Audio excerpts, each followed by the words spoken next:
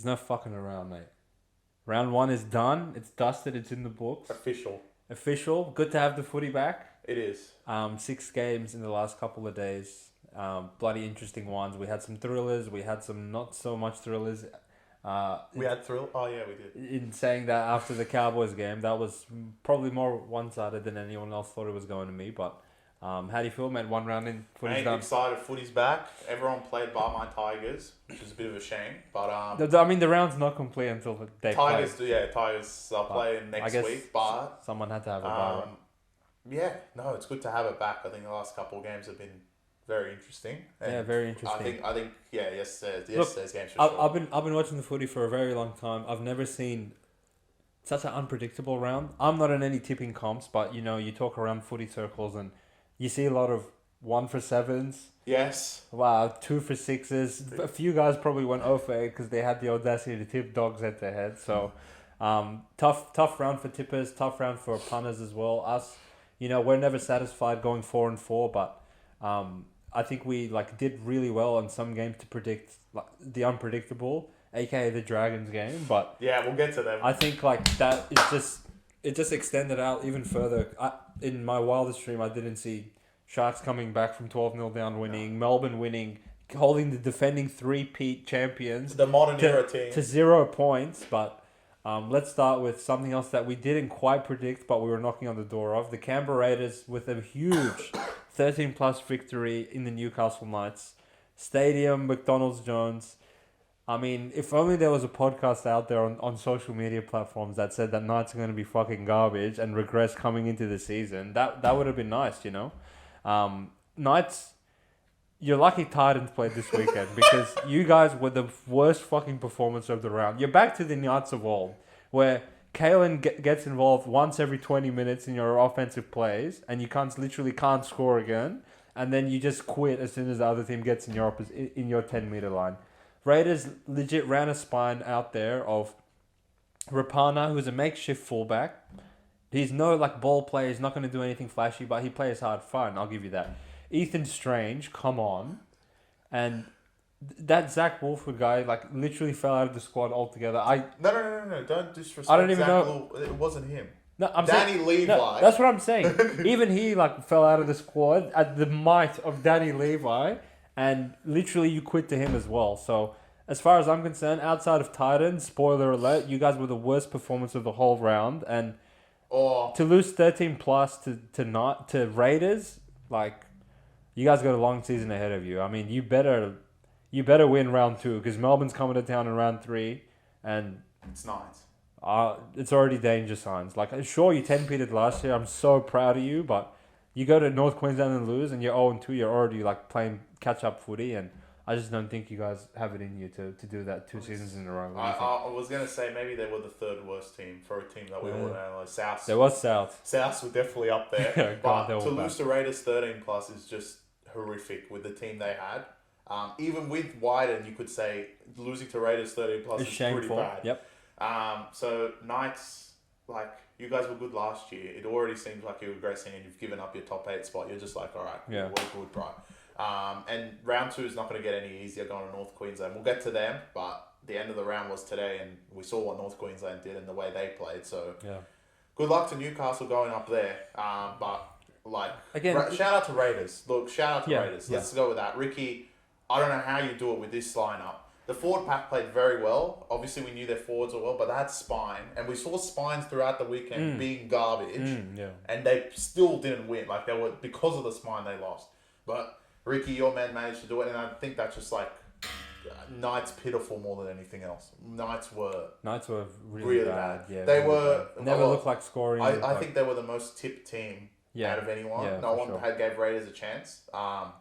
I wouldn't have given them a chance either to win head to head. That's insane. So, look, Knights, you're lucky there was one other team literally worse than you guys. We might have to dedicate 40 minutes to.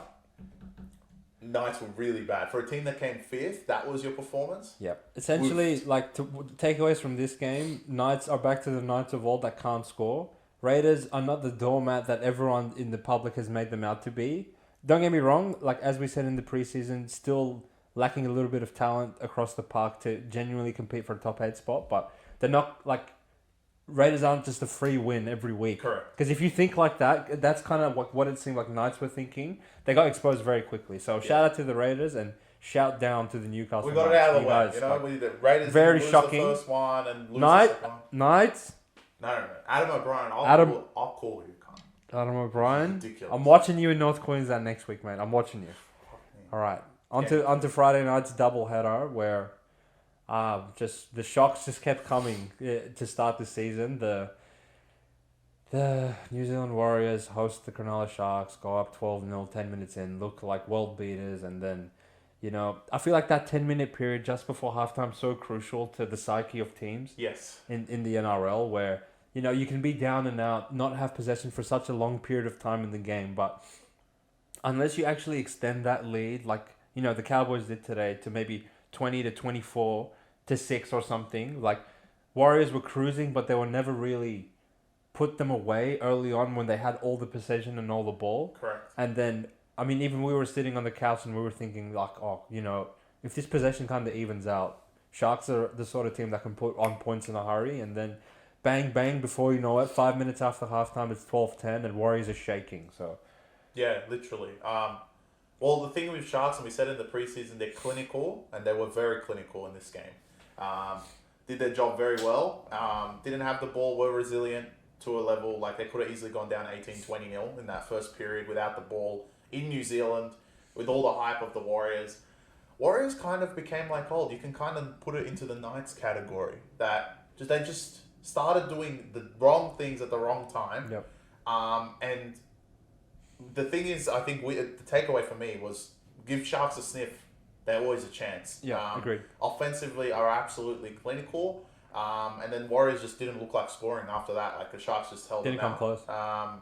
So shout out to the Sharks. You know, one of the impressive wins of the weekend, going there and in that pressure of especially hostile environment and losing the game in the finals. Everyone's saying, look, the Sharks is just the same team. There's not much changes, but look, they went there and beat the prelim team, and they did very well to come back from 12 down. I truly like the Sharks because I think they're doing well, and like I said in the preview, they're probably just on the fridge of the 8, but it looks like they're really going to make their statement. Week 1 definitely showed that. So shout out to Craig Fitzgibbon and everyone at the Sharks. They really put it together, and let's see how they go. But good start to the season for beating Warriors. It's not going to be easy for any team to go there and beat. Absolutely, and a bit of a favourable run coming up for the Sharks, which they have 2 very, very, very winnable games and a bye coming up. So they can sort of set themselves up for a very successful start to the season, being 3-0 going into their bye week. This was the one I sort of had circled on the calendar, which oh crap, going to New Zealand, not an early game that you really want to be doing, especially in that hostile environment. But full credit to the Sharks, didn't concede a point past the 12th minute of the game, and then did what they needed to do with the ball in hand. I guess we could say Warriors didn't do much with the ball, but I actually felt like they started making those errors because Sharks were just giving them nothing. Nothing. They just were going, how many times did they go out the back to Roger or Dallin or something, and you just see Sharks scrambling, getting into the frame, stopping them from getting close to the try line. I think you got to take your hat off to them. Warriors started going to the outside, which the strength of the Sharks are the outside backs. Yeah. So the outside backs are all, you could say, all elite. They're all very, very good outside backs, and they've locked them all up for years. They've kept that forever, and because Warriors couldn't punch their way through the middle for whatever reason, which a lot of teams, Sharks, they're able to get them punched through the middle. Which, if you think think about the Warriors tries, right? Short ball to Fanua Blake, he scores. Yeah. Metcalf dummy and goes, he scores. Yeah. And then, like you said, the strength of the Sharks is their back line. And they started going to them. Yeah. It made no sense. Didn't really work out. So the outside backs of the Sharks are the strength, and I guess we'll talk about in more of the review, but the preview of next week's games. But with the Sharks having the outside back strength, and if they're all fit and healthy, Sharks are always good. So they can compete in any game when they're playing like that. So fair play to them. Fair play to them. Great game. Yeah, absolutely. The second game of the Friday night slate, the Chris's Penrith Panthers went to Melbourne to play the Jonah Peasant-led Melbourne Storm team, and Penrith put a really good performance in and scored 0 points. So the floor is yours, my friend. The only team to score 0 points are the modern era, best team in the modern era, 3-time champions. Oh, but they lost this and they lost Critter. You scored 0 against Peasant. I don't care who Melbourne had. Their forwards going into the game were like, who the hell are these guys? Shout out to Craig Bellamy. And I think you said this during the game. Bellamy wasn't going to go into his last season with these rubbish forwards if he didn't have hope in them. And he had hope in them for sure. Yeah. They went out and showed who's boss. Shout out to Melbourne. They were incredible defensively. To keep Penrith to 0 is sensational. Penrith seemed to throw everything at them that they possibly could, which is really strange for 3-time champions, that they're unable to score. But they had no answers. They did have that obstruction try where some people would say, oh, you know, Taylor May got through and it wasn't obstruction. But if that's your only try on the board throughout the whole game, that is pretty bad. Melbourne looked very well. Forwards looked sharp as ever. I don't know how, but they were. And the only injury thing, Cloud, is, you know, from Munster's post-game interview. I know I want to keep praising Melbourne for winning this game. It wasn't very encouraging. But the post-game interview was not very encouraging for Munster, and Melbourne will need him at some point. But to start off the bang, keep the streak going of round 1, this was probably, I mean, I haven't been watching footy for 22 years, but I would say this is one of the most impressive ones out of all of them. No, I agree. To get a bad draw, really, to play Penrith first, off being 3-time champions, and Munster going down midweek, and you still go out there and did the job. Yeah, they only conceded 1 try, but like I said, I mean, we were just talking about this before, Penrith are susceptible to this aerial threat with a lot of teams because the loss of Crichton doesn't have that height in the back line anymore. So, look, their targets during the air was Crichton, was Kikau, those players, they've all gone. So, you know, going aerial to the corner, and Melbourne have probably the tallest, one of the sets of tallest wingers in the league, Devon Roosters. So, Melbourne exposed that with one. And the thing was, they did it so many times, but the kicks were poor because they had Peasant. Yeah.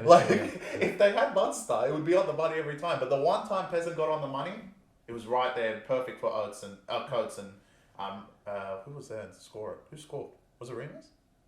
Yeah, maybe probably it was Remus. Was it Remus? I don't know. It was Remus. It was Remus. Yeah. So the one time it worked, and that was incredible. Penrith.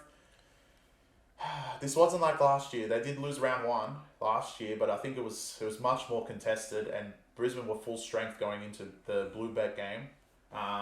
This time to score 0, to be the only team in the whole league to not score a point, and you have a league of Dogs and Titans. They have as many points as Tigers. They have as many points as Tigers right now, and they had a bye. So, like, there's that, but we'll see next week. Next week's a blockbuster at Friday. So, I don't think there's anything else to say. Well, Look, no saying. I did say that they won't make the 4, but it's only early days. I actually, this is the game of the round that I thoroughly enjoyed the most out of any, which, you know, a lot of people would probably raise an eyebrow at, seeing as it was such low scoring, but I thought this had, like, finals intensity. There was errors. There was, like, completions weren't high, but that wasn't really due to anything besides, like, defensive pressure getting in the face of the opposition. Penrith probably made a few uncharacteristic errors, but still kind of dominated possession in that middle frame for a long time. But honestly, like Chris mentioned, outside of the obstruction no try, never really looked like scoring. I mean, we were on Penrith as a best bet, gave it out with 4 points of line value because when we saw the team list on Tuesday, to me it was comical. Like, Melbourne's forwards, I was like, they have nothing to answer. Fisher Harris, Leota, Liam Martin, Isaiah Yeo, all these players. And if anything, I thought they brought the punch physically. There was like a lot of contact in those early exchanges, and those Melbourne forwards can hold their heads high. Sure, Munster was out, but you still have a more than competent... I mean, a lot of teams would kill to have Peasant if you're going to give him Pappenhausen, Hughes and Grant. Agreed. And they all sort of played their role. Even Pappy probably wasn't the right game for him to unleash offensively 1 week into the competition, just coming back from injury, playing Penrith. But they still look good. Still look electric. And the backline really, really like knuckled down, held their own. And as Chris mentioned, if you're going to have a whole backline where no one's over the height of 6'1", you're going to be susceptible to these crossfield kicks for the whole season. Particularly considering when your competition for the premiership is going to be Roosters and Brisbane and Melbourne, who all have like very, very tall wingers. So maybe something, if any of you coaches have half a brim, you can look at that tape and sort of which now take like, to the attack. There's a few teams that will cause problems. Yeah. Like very good aerial threats. Yeah. So like They have nothing out there. Big picture takeaway for me. I'm not gonna like come out of this too worried about Penrith. To me, similar as last year when they lost week 1 and everyone was writing them off. I'll be watching with a very eager eye on Friday night when they play Parramatta back at Bluebet Stadium to see how they respond. That will tell me what I need to know about them. But Exactly. what I do know about the next team, the Canterbury Bankstown Bulldogs. I mean, they were better than last year. In my opinion, in a round of underdogs, this was the underdog that had no chance of winning because the flaws in their roster and their style of play and their coaching reared their ugly heads 2 minutes into the game when Parramatta kicked their first ball down the ground and Taff caught the ball, got dragged back 25 meters, and then pegged the ball at the ground and knocked it on. So I literally looked at Chris as that happened and I was like, you may as well just call full time. They may as well quit. And pretty much like Dogs, they never got out of their own way for the rest of the game. Adokar legit snapped his shoulder in half 10 minutes in and couldn't walk. And they refused to take him off until halftime because, I don't know, they want to win the comp in round 1 or something. Forwards, underwhelming. You can't start Salmon. It's simple. Well, he moved out of there because he had to go play centre. Right? Yeah, he wants to win Dally M Centre of the Year. So wasn't really the sort of matchup or how the game panned out for them, for us to even see what their backline's capable of. Agreed. They had very minimal possession, and even when they did get it, they were just kicking down the field and chasing and making a bunch of more tackles because Para completed 22 of 23 in the first half. But if I want to look at this in an optimistic way, which I don't, but I'll do it anyway because he's going to be the pessimistic one, to concede that much possession and have Para, I think they were leading the offload count 16-0 at one point in the game. Normally, that's going to be a recipe for a 50-point blowout at Bank West, but for you guys to have only conceded that late try in the first half to go down 14-0, and then essentially you only conceded one more shit try, and then the one at the end where you guys were just throwing the footy around and conceded the length of the field one. I think like the scoreline actually flattered you, 24-8. I would take that night in, night out if you're going to concede 61% of the ball to Para for the whole game. So if you want to like take an optimistic approach, I think Dogs showed a lot more resilience than they generally did the entire of last year. But as far as going forward, you can give them 90% of the ball. If you're going to have Hutchison and Taff, well, what the fuck's the point? Exactly. Did Matt Burton even play? I don't know. He made one run. Yeah, he made one run and he did one spiral bomb, one of these ones, which everything else was just, I'll just kick the Gutherson I'm for the 50th. I'm going to use my brain and do a spiral bomb to Gutherson, who's probably got the safest hands in the league. But anyway. Yeah, literally. Well, is it time to be pessimistic? Sure. Okay. All right, look, Dogs. You are literally 5 points better than you were last year. Let me break it down. You guys lost round 1, 31-8 to Manly at Manly, and this year you lost 26-8 against Para. Yep. Maybe, okay, you can argue Parramatta, like Manly didn't have that much balls. Para should have scored more points. Yeah, it would have just been more embarrassing. Para could have got it to... If Para were as clinical as they were during the mid-season, it could have been 40-8. It's saying that you had one good play when Crichton scored, which a lot of teams will concede that, because it's just two elite players right next to each other. It's just going to cause tries, right? But for Dogs, the problem, like we said in the preview, was the middle of the park. And I don't even think Parramatta hit their full straps through the middle of the park to essentially embarrass you through the middle. They were just playing it all around. I don't blame you guys for the second Cartwright try. I think any team in the league could have conceded that. 2 offloads from front row forwards, you're going to concede. It's elite passing, and that's what Parramatta does, and that's why their offload count was really high. I don't think Parramatta are great. I guess that's the pessimistic side for me. Parramatta could have scored 40 and should have scored 40 against this Dogs team. They were resilient, a bit better than last year, but Dogs have the same problems and just stupid plays. It's just Dogs plays. That's just what happens, right? They just do dumb things. I think, honestly, they need a change in fullback already. Wow, one round You cannot start Taff. You can't. There was only one 40-20 this week, and if anyone had a brain to say it was Joey Lussie, I've seen it all. He kicked a 30-10. Where was Taff? Yeah. It's ridiculous. For Parramatta fans, Moses seems to be fit for round 2, which is the big deal. He was kind of hampered the whole game. He didn't really do much. Didn't do much of the kicking. Wasn't able to keep... I guess one thing for Parramatta's positive next week is hopefully he can pin Penrith in their own half, which they weren't able to do because Dylan Brown can't kick properly. But yeah, we'll see with Parramatta. I think the big test is this week, going to Blue Bet. But Dogs, it seems like a long season, and your next game doesn't get any better, to be honest. Yeah, literally. Going to Shark Park in round 2, which we'll have the preview for you guys 3 days from now. After Teebling has come out on the Thursday morning, that'll be released. But from what you could probably gather of what we're taking away from Dogs, it's not much. It's not much. I'm just going to give a quick thought on Para. Never really got out of second gear, but never really needed to because they looked across from themselves and saw Dogs, so they're like, fuck it, like Cartwright, I can do this, Paulo can do this, we can score like a cool try. Dogs also were saved by the stupid no try because he brushed his shoulder. Dogs, like, they just hung in there enough for it to look respectable, but Power were never threatened by them, not even for a second. Maybe that was it. Maybe they didn't hit their full strength. I don't know if I think did that, we didn't see the best of Para because Para didn't need to show their best to actually show us what they're capable of. Let's see how good they are. Again, this will be like a much better gauge for Para this week. But Dogs, you got a lot of work to do. Let's just say that. Okay, I'm just going to introduce the next match.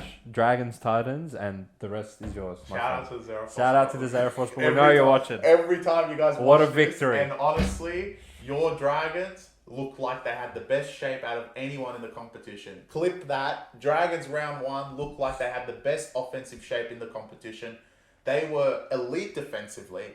Okay, you can argue Titans didn't have much to throw at them, but to have that many sets for a bum team like Dragons and not let them score or score 4 points, is huge. Come out in the second half, Ben Hunt drops it off the kickoff, for God's sake. He thought he was back in the grand final. Yeah. What would a typical Dragons response be to that dropout? Concede like that. Concede. But Shane Flanagan, whatever you've done, these boys have turned to a different breed at the moment. They were elite. Dragons, Sloan scored 3 tries. I'm not going to say he's great. I thought the best player on the park, Lomax, was sensational as a winger. Was outstanding. I still think he's a better centre, but my God, if he can get 250 metres every single game, then leave him out wing. Yeah, agreed. He is an aerial threat on the wing, which gives us Dragons a bit of offensive flair as well, like kicking it in the air. It's never been a problem with the Dragons' offense. It's just been when they quit, especially through the middle. But Dragons looked really good. To only concede 4 points in the whole game puts them in great position. And Dragons, I think it shocked. I think honestly that shocked a lot of people. I agree. Yeah. Everyone was saying Dragons are going to come last. Dragons are wooden spoon. Obviously, we sent out plus 5.5 on Dragons. Yeah. There was no way they were going to lose that game. Yeah. We should have just sent out head-to-head. Like it was literally. It was just that there was that many other dogs. Look, it was the only problem. Look, I'm going to pull it back a layer. There was a way they could lose that game, right? We're not going to sit here and be like, yeah, we knew Dragons are going to win 30-0, but the late scratching of 4 and didn't do Titans any favors. But honestly, Dragons, you were the most impressive performance by round 1 by a long shot. I cannot believe set after set after set after set after 6 again, after knock-on, after penalty, you can't defended your try line for 6 hours and only conceded that one horseshit grubber in behind, which that's 90% of Titans try. They just grubber in, and Carden Pereira, you can't catch him. Fair enough, right? But that was like such a good reflection of yourselves to not concede in that huge ass period. And like Chris said, imagine if you guys led 6-0 that whole way, conceded that try right before halftime. Ben Hart drops the ball, they concede again. I could 100% see their heads just falling and being like, fuck, here we go again. Like, we've been playing so good and hanging in, it's like so tough, and we're already down again. Yeah. And perfect like formula for Titans to start front running, but no, they held them out, and then the Red Sea parted. Firma's there and his mate's there. And Carl Flanagan's like, thank you very much. Quick show and go. Kisses the badge. Let's fucking go, Dragons. What a performance. And there's Liddell, when he walked through, look, let's flip to the other side. Because this is the perfect play to just show the world Titans how pathetic they really were. There was 3 markers and they were all not square and they were all not positioned. I'll tell you, they were all wanking. They just watched Liddell walk through. Yeah. And pathetic. Honestly, Des, you have a lot of work to do, bro.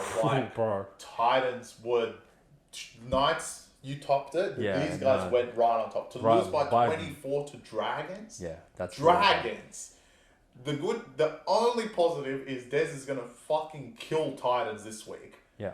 because they have a week off. And to have you have a 1 week stand. Manly had this last year. They had a 1 week against Dogs and they had a week off and then they went and played Para or something like that. Para, right? yeah. So they had a win there. This is the complete opposite. You've waited the whole 6 months, 1 week off. I get the caveat, you have injuries. Campbell, Fafita, Foran, completely understand having three, like almost your top 5 players all out. I get it. But just the way that you guys conceded in that second half was just like, Shameful. it was mid-season. It was just like you quit already. Yeah. Within the second half, you quit. And I think it was that set that Ben Hunt dropped it, that set out of halftime. The fact Titans didn't score, they were just like, bro, we can't score. I don't know who we're playing. And not only that, the fact they conceded 2 minutes later, they were like it's Fuck just not our this. day. Yeah. And, Dragons had a very interesting balance of, tries that Titans donated them, like the Flanagan one.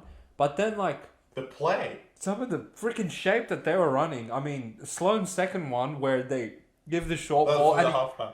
yeah, bro, I was like, wow, what the The hell? first one. Fatal man was standing in the tackle, thinks a short lane, and Sloan's just there. And Sloan, honestly, he was supporting like Billy Slater out there. I was like, who the fuck are we playing? So the Flanagan one puts the that name was on like, the if you wanna summarize Titans' performance, it was the Flanagan 5. I don't know what he said at halftime. bro. Whatever he said, it didn't work straight away, and then they just quit. Yeah, essentially, yeah. Des, you got a lot of work to do, bro. Oh, and God, I didn't realize Fafita. I thought they were only out for one match, but Fafita Yeah, and sounds like Campbell they're are out for about a month. I have with Titans, they have. I don't know if this is because Foran and Campbell weren't there and Fafita weren't there. Obviously, offense is a much easier prospect when you can get to the 10-meter line and you have that threat of Fafita, whether you're giving him the ball directly, and he literally led them in tries 2 seasons ago, right? What do you have, like 19 tries? Or you can play around him and, they have competent outside backs. Pereira's good, Sami's good. Brimson, he thinks he's the next Joel Imanu. He's pretty good as well. But when they're not around and you just get this weird, cocktail concoction of Aaron Clark, Verrills, Why did they have Chris 3 hookers? Randall. Why is there 4 hookers on the field at once? Why? So, Come on, man. their team, made no sense on the weekend and the ball was just going to the wrong places when... Even if it went to the right places, Tanner Boyd and Weaver, I'm not scared of them. We said this in the preview, right? You can't have a spine of these garbage players and then expect to compete with... Exactly. Well, we said the top teams in the league, not Dragons. So they couldn't compete with fucking Flanagan. Dragons beat them 28-4 without possession. Imagine if the possession swung the other way and Dragons had 65% of the ball, had all the calls, everything that the Titans got in the first half. That, more so than any other game, that was the game I walked away with alarm bells of oh shit, They're really Titans are actually really fucking bad. Yeah. So Look, I don't want to be the round one overreaction guy. I can acknowledge that Souths played shit. I'm not gonna overreact. Broncos played shit. I'm not gonna overreact. Penrith scoreless. I'm not gonna Knights? put a line through them. Knights, I'm underlining them. I've circled them. I'm watching you, Adam O'Brien. But Titans, I'm putting a line through them. They're fucking garbage. Wow, they are garbage. But one team that you think, I would say, that you would probably think we're going to attack them more for their performance today, but we're not going to. As we lead on to the Sunday, the final game of the round. Dolphins hosting the Cowboys. Full time, 43-18. Yes, they did score another. 43-18. Again, followers of the BackYourself podcast, we gave out 42.5 total points over, which... you could... How nice is it, Chris, when you bet on something and you can turn it off at half-time? Yeah. And it went over. And the money's in your account. 43 points thanks to a Chad Townsend field goal to end the half. Look, I'm not going to give Dolphins... I'm not going to throw the kitchen sink at them. They weren't great today, but they just ran into a buzzsaw. To me, I walk out of this game thinking, wow, Cowboys, they literally look like they injected fucking peptides over the I don't know season. what. Tom Payton was not happy with their preseason last year. Literally, this year, he must have killed them. They looked... From how we analysed them in the season preview, their start of their season was going to go one or two ways. They're either going to start to try and show the rest of the competition what they are and make a statement, or it's going to be the same old Cowboys. This was the Cowboys of 2 years ago that made the prelim. Yeah. Physically dominant, fast, able to throw the footy around and then actually come off with them. Offloads, balls out the back, hitting the ball at pace. Like they scored 3 minutes in, and to be honest, I never really felt like Dolphins were in the game after that. They weren't. Even after Flegler's try, like I thought for that 10-minute stretch, I don't know, the ref was on overs with us. He just gave 6 or more 10 times in a row, and then Dolphins eventually scored, went through the front door. But as soon as the possession went the other way again, boom, boom, boom, 24-6, and Cowboys never really looked back. What they do, this is what they did 2 years ago, and they look like they're back into it. I mean, I'm not going to say, oh yeah, Cowboys 8, because we had them both outside of our 8, so... But they looked very good today. The outside backs, Valentine Holmes and Labour, looks into like Greg. Looks like GR, yeah. Apparently. Nanai, good to have him back. He was elite that year, the rookie year, and he looked very good today. Yeah, definitely, yeah. The forwards had the punch. Like Sane said with Dolphins, I'm not going to strike a line through them. I'm not concerned at all. I think they fired at Wayne Bennett. I don't know if you've seen the press conference. They fired at Wayne Bennett about the performance there. And Wayne Bennett was like, look, it's round 1.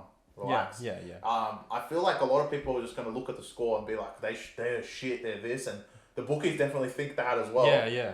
But they went into a super. I think they went into a game that I don't know who would have beaten Cowboys today. To be honest, everyone in round 1, maybe Manly and maybe Melbourne, maybe Roosters. Would have been compatible with them. Everyone else would have probably lost anyway. I mean, honestly, they would have 13 plus power. They would have. They played very well today. I don't take anything away from Dolphins. Maybe I would have liked if they scored a little bit more. Yeah, I agree. But I feel like they lost so much fuel in that stretch where Cowboys got to 24-6. They were just like, oh fuck, like who we? Essentially, they looked at each other like, who the fuck are we playing today? So, again, when it goes good for the Cowboys, it goes really good, and this was a prime example of them playing to their potential and just shutting their opponent out of the game by halftime, essentially. So. It's going to be interesting to see if they can keep that going forward, which is what Chris's big question mark was for them this season. Mm-hmm. We don't doubt that they can have these games. Yeah. We don't doubt that they can dominate, 80 minutes of a week. But this is the same team that, put 70 on Tigers and lost to 70 against Tigers, right? So until they can string together that sort of performance week after week after week, then we can actually be like, oh, okay, Cowboys are like a shoe-in for the 8. But essentially, good to have the footy back, mate. I thoroughly enjoyed round 1. I think between the refereeing, I thought was pretty good for the whole round. Oh, Ziggy, put the whistle down. How many calls can you possibly give? But anyway. Yeah, refereeing was good. I think this is the best draw that the draw makers have made in like the history of the NRL. If you actually look at like who's playing who, you don't see like Penrith playing Dragons or some shit to have a freaking $1.10 favourite. Like, who gives a shit? Yeah. Everyone knows they're going to win. Yeah. Every game was, both teams are live to win this game, and that's why we got 6 underdogs win outright. Yeah. So, shout out to the NRL. They put a great product on for round 1, and we're just going to keep doing what we're doing, keep handicapping these games, and make as much money as we can. Hopefully, it'll be a profitable round in round 2, but... you'll have to tune in for the preview on Wednesday to see what we're thinking of these games. Round 1 done, 26 rounds to go. Yep, can't wait. Beautiful. All right, we'll see you all on Wednesday. Peace.